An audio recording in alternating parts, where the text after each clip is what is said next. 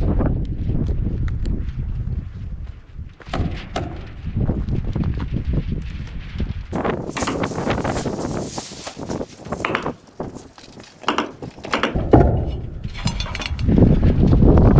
darling. Ah, this is silly.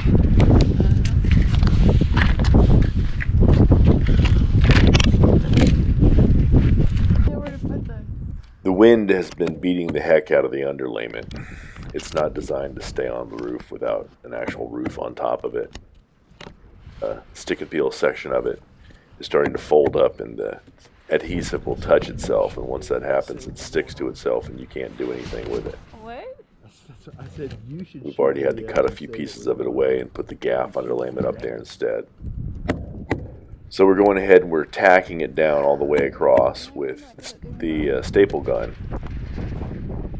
And since I don't have a cap stapler, I went ahead and used some of the caps from my cap nailer so we could try to make it work. So they have to take all these plastic caps back off. Yep. But they can leave all the staples. The staples will stay? Yep. Okay. Well, at least the covering isn't completely ruined. No, it's not. It just, it will be if we don't fix it, though. This is kind of a pain. It's still in good shape, though. Yeah, it is.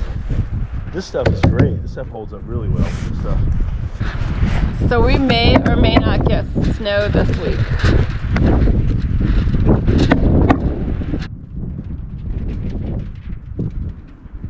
You're almost done.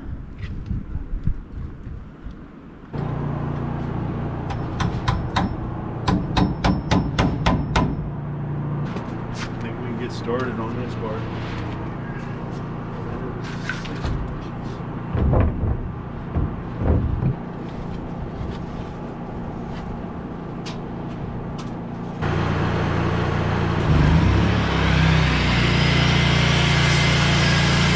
We came up today, did a little bit of work on the underlayment.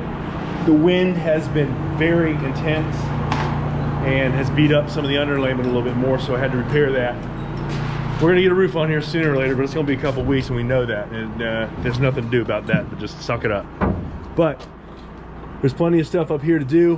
What we're gonna do today is we're gonna take care of getting some of this decking. We're gonna do these first two pieces of this deck. I thought we had all the wood that I need to do this, but previously when I made a mistake on the cuts, I was supposed to go back and pick up some more wood, but we just don't want a ton of wood sitting around not being used, so we didn't get it yet. So we'll go to the store and pick some more of it up, but right now we're just getting everything set up. Now, early on, I was using this compound miter saw. The compound miter saw makes a really nice clean cut, but it's not fast. If you're working a lot of different pieces of wood and moving around a lot, we found that the handheld circular saw was just a lot faster to use. But for this part, we want as much of a precision cut as we can get. So we broke out the compound miter saw.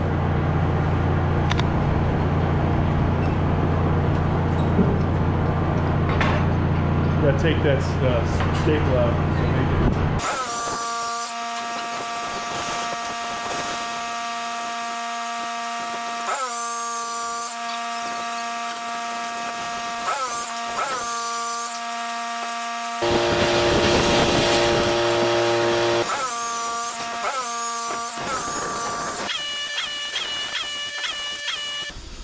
The fastening system that we used to hold the composite decking down is Fasten Master VersaClip.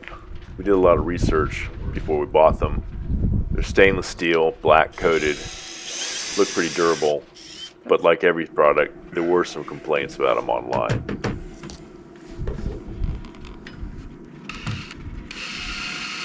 So what they complained about was that the material was too soft, and sometimes you stripped them, and sometimes if you over-torqued it, you broke the screw.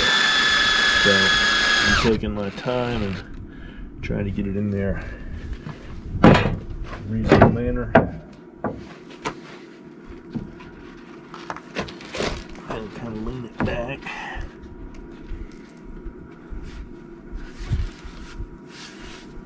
And there you go. That's in. It's not going anywhere. And then the next clip is it's a different packet. The package comes with two types of clips. You have the start-stop clip, which you'll see here. And for the next board, you use the Versa clip. It has a tooth that goes into the board you've already put down. You fasten that down with a screw, and then there's another tooth ready to hold the next board in place alongside of it. It also provides a nice offset spacing.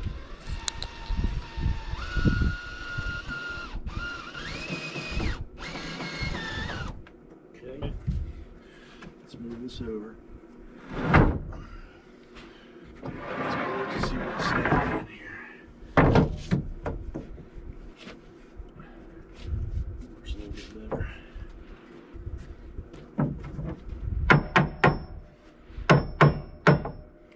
Alright, that works.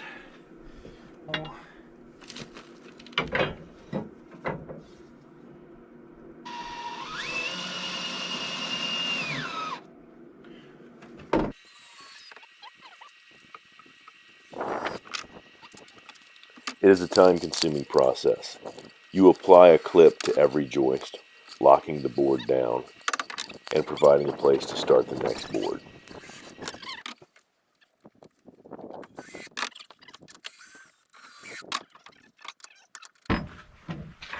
It's a small learning curve to it, but it's not much. Okay. Yeah. You got to keep pressure. These things will strip.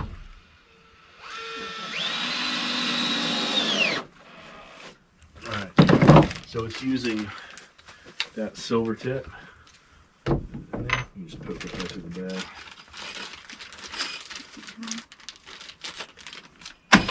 Okay.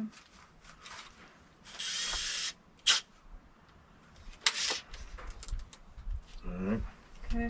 So these are the ones that you use. Mm-hmm. And you use these screws right here. Mm-hmm.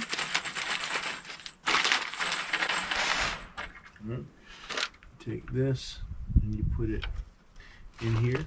Okay. All the way up. You want to kind of center the nail, the wood, the screw on the wood. Okay. Go in. Like diagonal? Yep. You Okay. want to go just, yep. You got to put downward pressure. And be careful, it'll cut your other finger when you start if you're not careful. That's too much pressure. Okay. Stripping it, you're not putting enough pressure and you're going too fast. Okay. Good though. You did it, but we won't be able to get it back out if we need to make an adjustment. Okay. So. Okay. You. Okay, fine. So as we do this, every couple we want to check off the wall. Now the wall is center block, so it's not completely, it's not going to be completely even, but we want to make sure we're not. Like there's a lump in the middle of that wall right there where the mortar is. Mm-hmm. So it's kind of hard to gauge.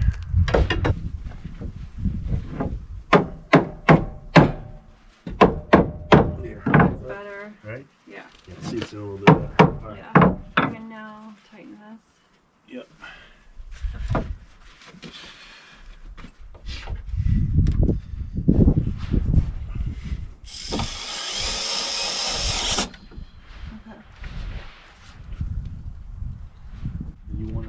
Center your screw in the middle of the board as much Right as in the possible.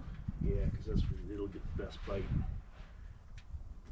Or like maybe. I don't know.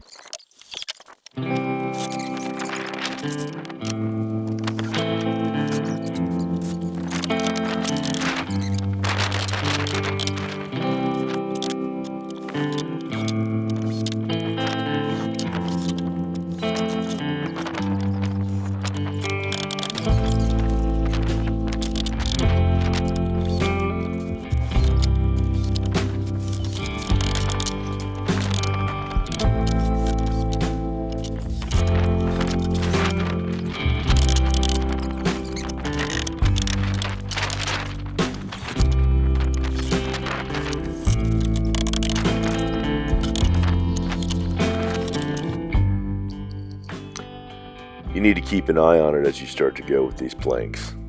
They have a tendency to creep on one side or the other. I tried using the drywall square, but because it's a cinder block wall with little lumps here and there, I couldn't quite get it as precise as I wanted. So I started measuring off the beam that was the beginning of the next section. That gave me a better idea of how I was doing.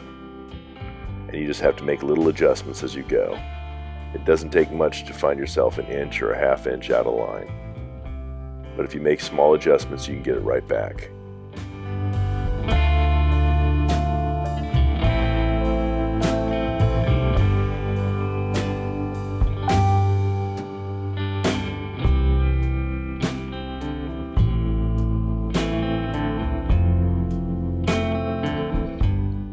Using the oscillating saw to make little custom cuts to fit around the post worked very well with this composite material. Be conservative in your cut. You can always set it out and cut a little bit more off, but you can't put no more back.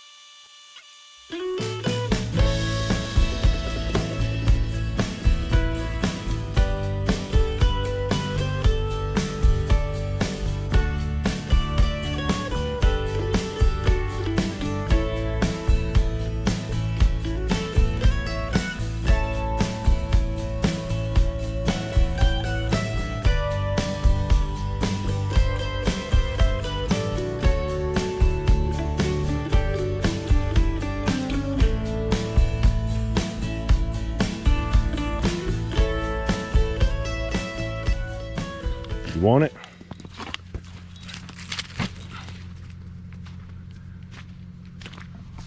Good morning. It is a wintry wonderland out here. This place is gorgeous all the time. It is especially pretty in the snow. We're getting ready to head back over to the house build.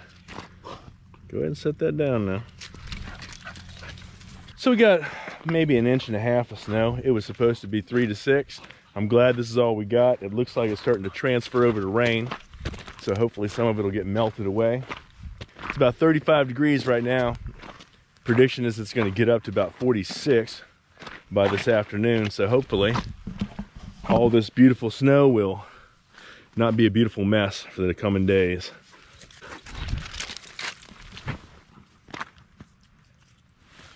You gonna put it down or you gonna make me fight you for it?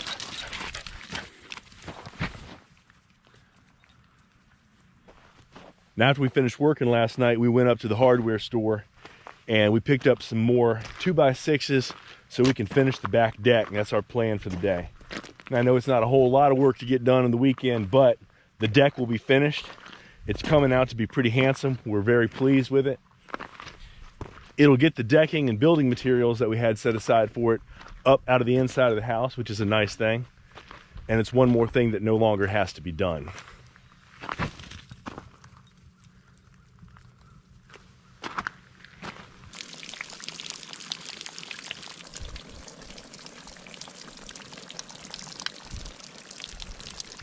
What a difference a couple of hours makes.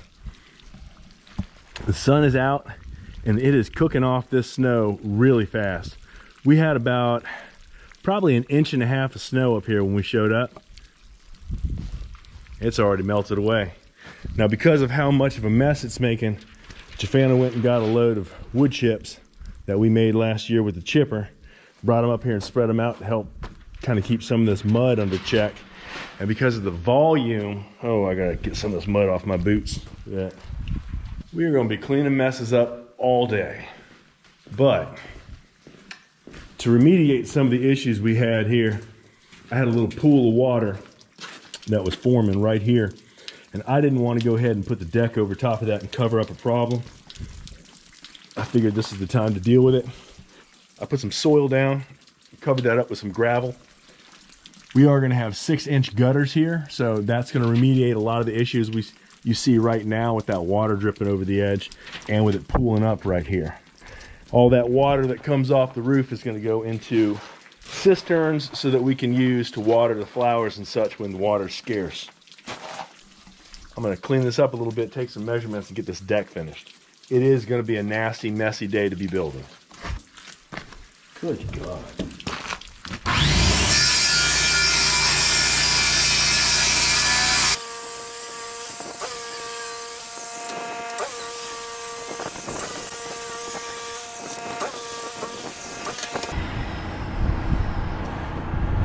Even after going and getting some extra boards last night, I still somehow managed to come up one short. So I had a 2x8, I went ahead and ripped that.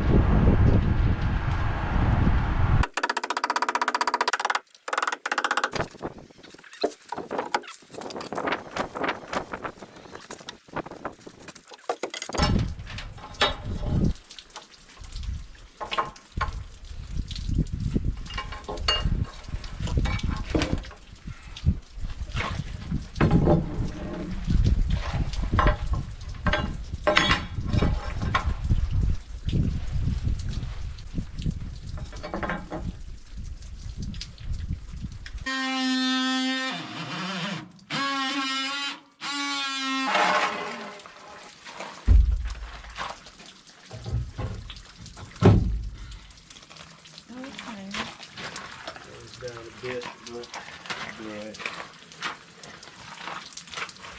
So what I'm doing is I'm just making these, I'm putting a little notch at the bottom of these because the joist hangers are holding it up a little bit high. So the better job I do putting the notch in, the easier it's going to be for me to put the tops on, and I won't have to plane. That's my plan. So I'm trying to avoid having to plane anything.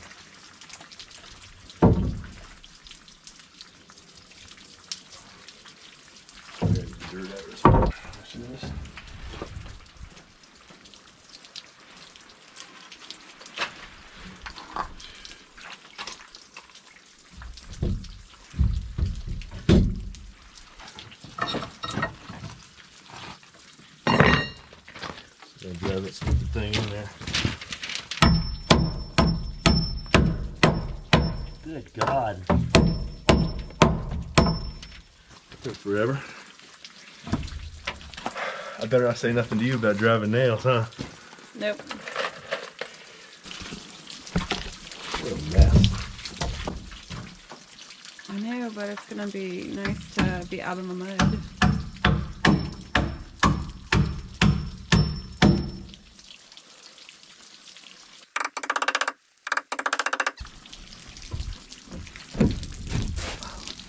It's not attached. No, it's not. Are you okay? Oh my God, are you okay? Yeah. We've had a long piece of decking sitting across the front to use as a straight edge to help us keep track of whether or not the planks were far enough out. Jafana stepped on it, forgetting that it wasn't fastened down, and started to trip. And then she bumped into it and dropped it on her foot. Girl, are you all right? That one hurt.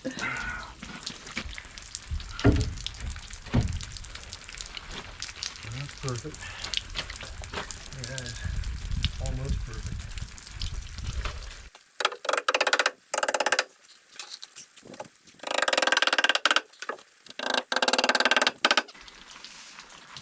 Hey baby, can I get that brush?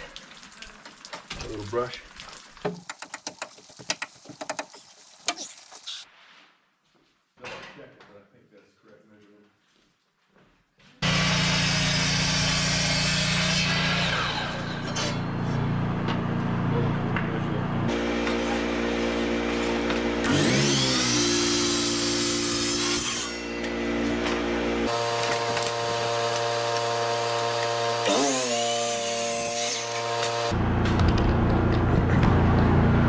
For this composite decking material, I did a little reading and it was recommending an 80T 12-inch blade. This is a 60T blade. This is the one that came with the saw. So I bought the 80T blade. I'll probably take it back. This 60T blade that's on here, this carbide blade, cut that composite deck material like butter. I mean, it's a beautiful cut. So it hasn't been any problem. And one of the nice things about this stand is that once you get the measurement, you set the stand, lock it in, and you can just repeat that cut time after time.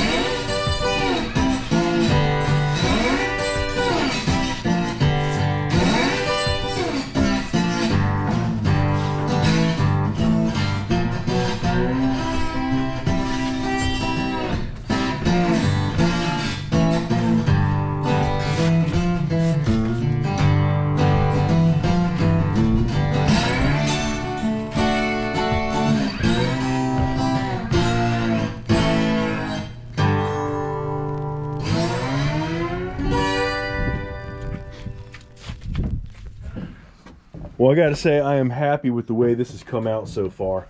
We are almost done with it. Unfortunately, what I discovered was it is going to require a little bit more engineering for support on the front underneath of here. And so I'm not going to put these, I'm not going to put this long piece on until I've got all that done. That'll take place probably Saturday next weekend. That shouldn't take very long at all, and then this will be done. It came out really good.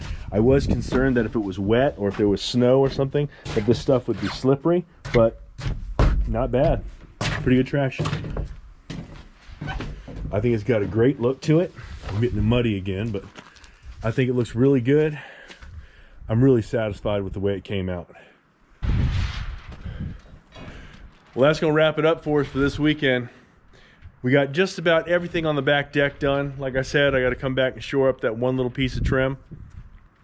Aside from that though, came out pretty good. And as shocking as it is, the sun just went down over the mountain and we're actually going to leave here in daylight. We'll catch up with y'all next time. Come on back and check us out again at Break Hard Orchard. We'll see you then. Yeah, she's going to skid me for this mess. An 80 tooth per inch. Tooth per inch? It's not tooth per inch. It's an 80 tooth blade. So this is a 60T blade. So They're not like short. Short what? This material. No, we're gonna have exactly enough. Sure. I'm absolutely certain we will have exactly enough. Okay.